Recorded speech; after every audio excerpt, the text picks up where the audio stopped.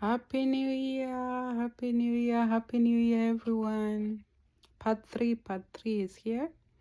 Disclaimer, I'm not an immigration agent. I'm not representing any recruitment agency. I'm here not to give you legal advice, but to give you my opinion, to share my experience and my research. So, part three.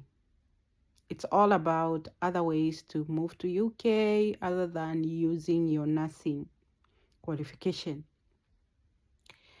The other way you can come to UK is a student, which has two options. You can decide to start from first year, or you can decide to come and upgrade or top up. That is, you can come with your degree diploma, you top up to your degree, or you can come with your degree to top up to your master's, or you can come with your master's to top up to PhD. If you want to start from first year, I will say, according to my research, it's a little bit expensive. UK universities are really expensive. It's between £15,000 to £30,000, and that is per year. And it's because you are internationally trained. And that is around 2.5 million to around 5 million Kenyan shillings per year. And that is only the tuition fee. You have not counted the accommodation fee, you've not counted other expenses, so bear in mind with that. So if you really want to do that, you can try and start searching now. You can type in your browser international students scholarships for nurses, or nursing scholarship for international students. You can search that and you'll see what options you get and which universities are offering the opportunities for you to get that scholarship. Out of experience and what other people have told me, most of the time you get partial scholarship. You do not get the full scholarship. Some of them, they can pay part of it, some others don't. They pay accommodation. It all depends with the university. Please research, and the amount I've talked about, it's not really the full amount. Don't stick to that. Please do your research and confirm.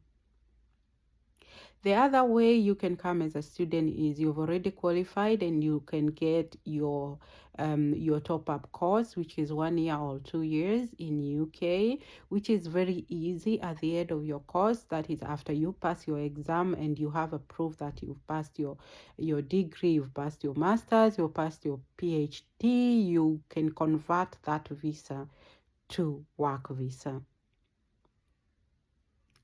The next thing is you need to do your research, really a good research, because you need to know where you'll be going, which kind of university, where it is located, how you're going to get accommodation and all that. You need to do a thorough research. Even if you get that scholarship, you need to research, because you need to know how to go around the area, the environment, and to trace your way either to the university or your way to where you're getting your accommodation. One thing also you need to know is when you come to UK with a work visa, you'll be allowed to work for 20 hours only per week. And this work, it is for you to look for that work. You're the one to look for that job. Most students who I've talked to, they have said that it's very hard to get the job which is related to what they are studying, so they tend to do jobs which are really different. They are not even related to what they are studying, and it's tricky. on its own. That is what I've gotten. I won't say it's impossible. It's possible. You get a job and you juggle different jobs. And remember, because you'll be a student, your pay rate will be a little bit low. You need to accept that. Then the next thing is, when you come as a student, you also restricted to so many other things. You're not allowed to go out of the country for a certain period of time. You need also to confirm that with the update from the immigration, from the Gov UK website. Confirm all that before you make that decision to move over. The other pathway you can move to UK is as a dependent. When I talk about the dependent here, it's your spouse, your partner, and you need to have documentation to prove all that, to make sure that you can be able to get your visa will be granted and you'll not be restricted. One disadvantage about that visa is, as a dependent visa, is that you cannot get indefinite leave to remain ILR at the end of your 5 years before your main applicant has gotten it.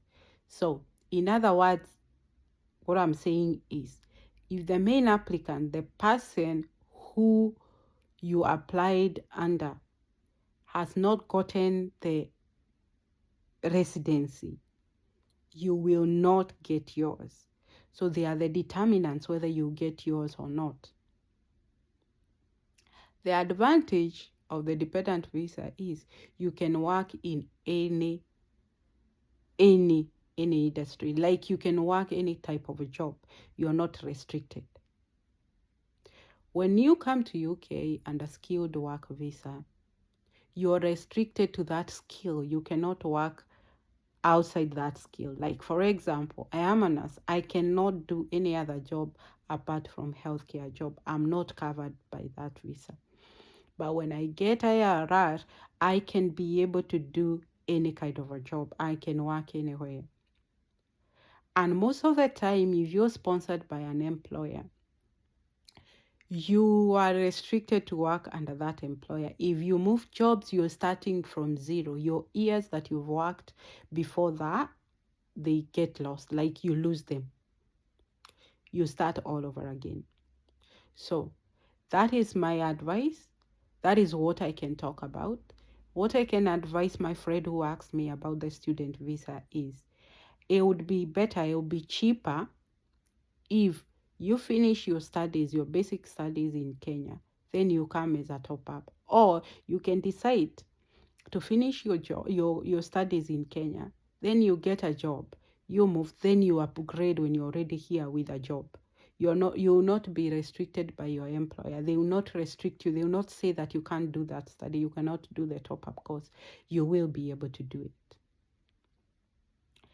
Be careful. You also need, if you do that, if you come as an employee first, you come with work visa and you want to top up, remember you may not be able to get that study leave which you need, but you can do it. You can do your studies during your own hours. It's up to you. You decide that. So whoever is coming as a student, you're welcome to UK. Remember, the expenses are there. It's to the accommodations have also increased their charges. Council tax has also increased. Everything is skyrocketing. So it's up to you to decide what you really want. You're welcome to UK. Come do your master's, come do your degree. But bear in mind, on the side of finances, it's a little bit expensive. If you're coming to top up, the fee is around £5,000. That is way much cheaper. But remember, that 5,000 is per year. So if you're gonna accelerate it, it's still the same. The accelerated is 1 year. Not accelerated is around 2 years. So Please research. The amount I've talked about is not the final amount. I won't say this is the amount that is the fee for every university. Every university is different. Their curriculum is different. Their timetable is different, and their fee is also different. So research. Make sure you get the full information. If you want to discuss this further, if you want any guidance, I will allow you to DM me and leave a text for me, or comment in the comment section, and I will support you as much as I can. Remember, what I'm giving you, it's all from my research. So please do your research as well. I wish you a happy new year. I will do a part 4.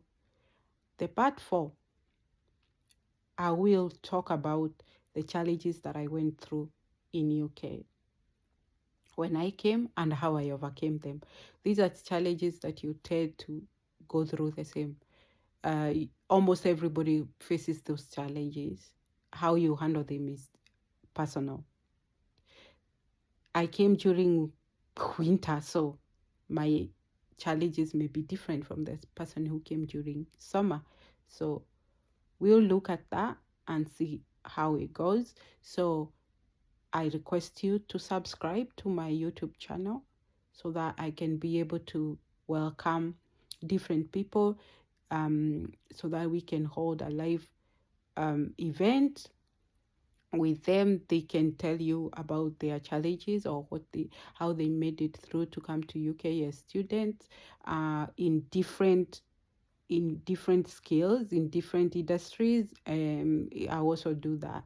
So thank you. Happy New Year, and look forward to part 4.